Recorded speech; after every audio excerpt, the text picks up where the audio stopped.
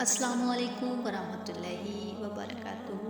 آج کے لیے کچھ اچھی باتیں آپ کے لیے۔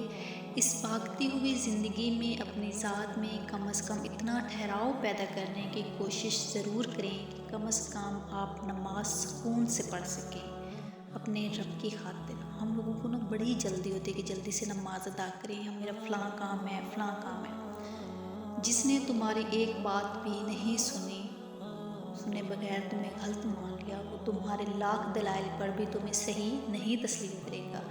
تو لوگوں کو خوش کرنا ناممکن ہے، چھوڑ دے ان کو خوش کرنا۔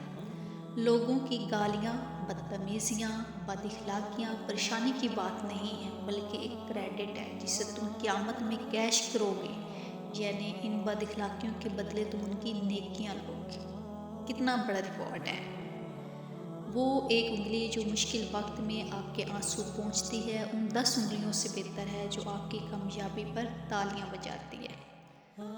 ہمارے دنیا کے مسائل اتنے زیادہ نہیں ہیں جتنے طنز، سوال، دل دکھانے والے تبصرے۔ اگر صرف زبان روک لی جائے، لوگوں کے دلوں کی تکلیف کم ہو جائیں گی اور بہت سے دلوں کو سکون ملے گا۔ شکوہ کم اور شکر زیادہ کرو، زندگی آسان ہو جائے گی۔